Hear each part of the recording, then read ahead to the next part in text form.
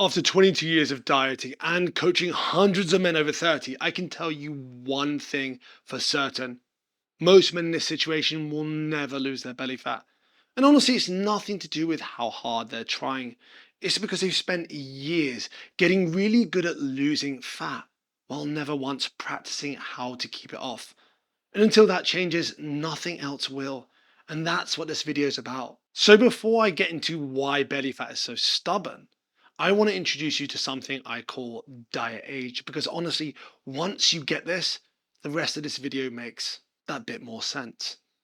Diet age isn't how long you've been on a diet.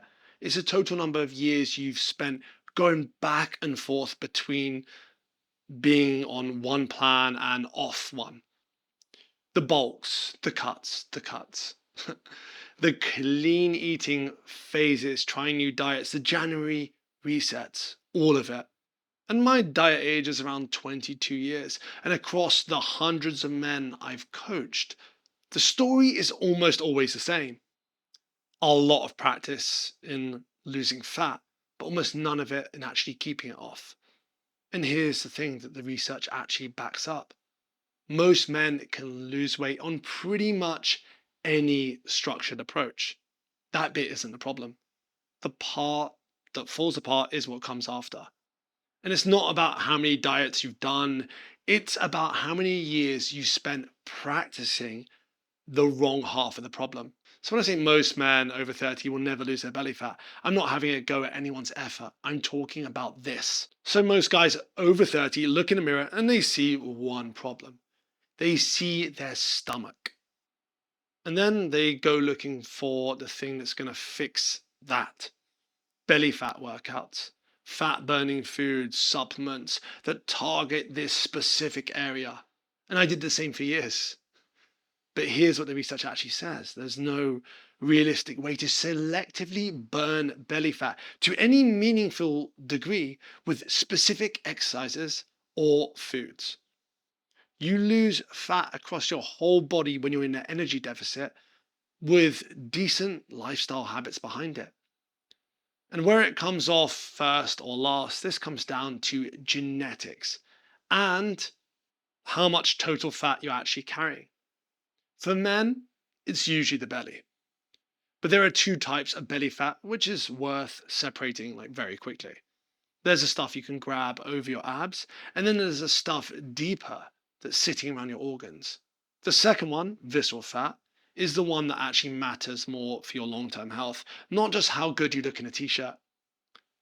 And the good news is, even losing 5 to 10% of your body weight, this starts to shift it well before you're anywhere near seeing a six-pack.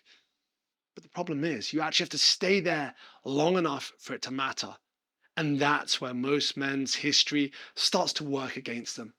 So what are those 10, 15, 22 years of bulks and cuts actually doing under the hood? And for some people, it's just cuts. The research is pretty clear. Aggressive dieting lowers your resting metabolic rate and it ramps up hunger and cravings. When you repeat that pattern over and over, those effects compound and your total daily energy expenditure drops more than you'd expect from just losing mass alone. And your appetite goes up even more. If you've done multiple cuts, you've probably already felt this. The first one may have felt manageable. Later ones felt hungrier, more draining, and harder to stick to. And that's the body just doing exactly what it's designed to do. But honestly, I feel, in my experience, that's mainly due to the loss of muscle mass that most men would experience with yo-yo dieting. But here's where it really goes wrong. It's not what happens during a diet, it's what happens after. Hunger stays elevated for a while your metabolism is running a bit lower. And the moment you drop all structure and go back to how you were eating before, normally, in an environment where cheap, highly palatable food is everywhere, regain is almost guaranteed. Why wouldn't it be? I've had clients who've done a hard January and February cut every single year for a decade. Every spring, it's the same story. They're down 10 to 15 pounds. Their belt is a notch tighter, but by autumn, they're back to where they started. And the research again describes this loop perfectly. But I call it a high diet age, living the same year over and over again. And that loop keeps going because losing weight and keeping it off are two completely different skills to some degree. Most men have spent years getting good at one of them, but barely touching the other. And here's the bit most men never explain properly. Let's face it, most men over 30 have spent years getting really good or getting better at losing weight or losing fat, because almost everyone that diets loses fat, but then they're barely touching on the other half of the problem, actually keeping it off.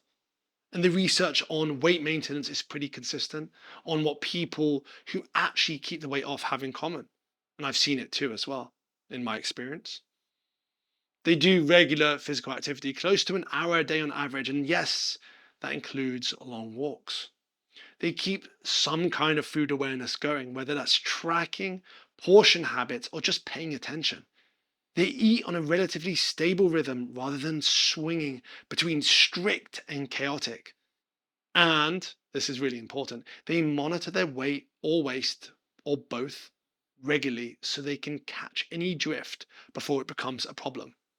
And I had a client, I'll call him Mark, who'd done 6 different diets, maybe more, before we worked together. The typical keto, fasting, low fat, low carb, you name it, he's probably tried it. And when I asked him what his maintenance routine looked like between diets, he looked at me like I was pulling his leg. He was, what are you talking about? And he laughed. There wasn't one. And that was the problem. He had a lot of practice losing, but almost none living lean. And that's, he had so much practice dieting, losing fat, but almost none living lean. And when progress stalls or weight creeps back up, the research shows it's almost never a broken metabolism. It's tracking errors, some sort of extended lifestyle flexibility, or just overestimating how much effort is actually going in. And here's what that looks like on your waistline. So let's bring this back to your belly specifically, because this is where diet age actually shows up in real life. If the last decade has been intense diet phases followed by long stretches of just living normally, what you've actually built is a strong skill for temporary restriction and pretty weak skills for just everyday living or eating, that lifestyle. And once you've lost weight, going back to old habits hits way harder than it did before. You're way hungrier. Your body's slightly more energy efficient. And you're still living in an environment that makes overeating incredibly easy. And here's the pattern I see over and over again with men over 30. They lean down, maybe they lose 10 to 20 pounds, sometimes 30, and their waist comes in. They feel good. Why wouldn't they? And they finish the diet, remove all structure, go back to normal. Weekends get way looser. Takeaways come in several times a week. Alcohol goes up and sleep gets worse. Physical activity drops enough to make a difference. Then 6 months later, they're back in the same belt hole, sometimes carrying more visceral fat than when they started. And that right there is diet age showing up on your waistline. And the research does describe this pretty well, but I'm just giving it a name. It's giving a name to the years you spent living inside it. And the longer you've been inside that loop without building any real maintenance skills, the more stubborn your belly fat is going to feel. But this is the bit that drives most men mad because they're already training hard. So why isn't it working? So when you're stuck, your mind naturally goes to more sessions, pushing up the volume and the intensity. And I understand that instinct completely because that was me for a long time. But the research on how energy expenditure actually works is actually more complicated. This part is complicated. Beyond a certain point, adding more exercise doesn't just linearly increase how many calories you burn in a day. Your body compensates by reducing how much you move outside the gym. You fidget less. Recovering is just a bit differently. It's not that your body's cheating you in any way, it's just adapting, and that's what it's designed to do. This is part of why guys can add workouts, push their volumes up, and still lose less fat than the numbers on paper suggest they should. Because long-term body fat change doesn't just depend on your gym sessions, it depends on how you move across the whole entire day, what you're eating, how much you're sleeping, and to some degree, how you respond to being stressed. So if you're lifting hard 3 to 4 times a week, but sleeping badly, eating chaotically on weekends, and never monitoring what's going on, you just don't have the right systems in place to lose belly fat and keep it off. When those systems change, your belly fat is going to keep reflecting the average of your habits and not just one flawless week. So what does actually work? Because the answer isn't what most men want to hear. Look, I've coached enough men over 30 to know how this ends. They watch a video like this, maybe they watch another one, they nod along, and they genuinely mean it when they say this time it's going to be different. They're fired up. But then life gets busy and the structure disappears, and 6 months later, they're back to where they started. Now, when you look at the long-term research and the coaching data, you can also add in my experience if you want to. A few patterns keep showing up consistently in the men who never actually crack this. First, they treat fat loss like a short event, like a burst, a sprint, rather than a long transition. And the research is pretty repetitive at this point. Losing weight isn't the finish line. Without new systems behind it, most people revert back to their old behaviors, their normal life, the moment life gets busy, and it always gets busy. Second, they never actually build maintenance as a skill. The men who keep weight off in the long term live differently. They focus on consistent movement, some kind of awareness, regular monitoring, and routines that survive a stressful week or a holiday. And that stuff has to be practiced, but most men never practice it. Third, they cram everything into short, intense bursts. They drop all structure afterwards. And when progress stalls, they assume their metabolism is broken and they just give up. When almost every time their lifestyle is just reverting back to normal and tracking errors are catching up with them. And the honest truth is, most men want a new diet more than they actually want to change how they live. And if the systems don't change, the waistline won't either. So none of what I said means change is impossible by any means. It just means the kind of change you need is bigger than just finding a better meal plan. And when you zoom out across the research, again, it's pretty consistent. Whole foods, mostly whole foods, enough protein, 5 hours of movement a week, including lifting, and 7 to 9 hours of sleep. No weird, like secret sauce, just a strong foundation. And everything else just adds to it. It's like details on top of that. But for a man over 30 with a long history of bulks and cuts, or maybe just multiple cuts, it really comes down to two things in practice. First, lose it slowly and with as little disruption to your life as possible. A meaningful deficit, consistent progressive lifting, sleep mostly sorted, and a basic food structure in place that's repeatable.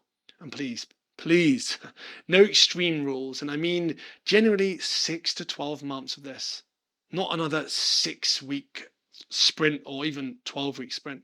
And second, this is the one almost nobody does. Practice keeping it off. Generally treat that maintenance phase as a goal for a while. Be intentional, be serious about it. Keep moving, keep monitoring. And when things drift, which they will, adjust earlier rather than waiting until you're back to where you started. And honestly, that's it.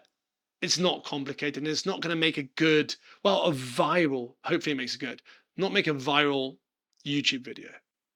But this is what the research actually backs up for shifting belly fat and keeping it down long term. So belly fat isn't a willpower problem or a workout problem. It's a systems problem. And your diet age is high, but your next chapter doesn't have to look like the last one. The question is whether you'll lose that fat without stripping the muscle at the same time. Because for most men over 30, that bit determines whether any of this will actually stick. That's exactly what this next video covers. Watch this one next, and I'll see you there.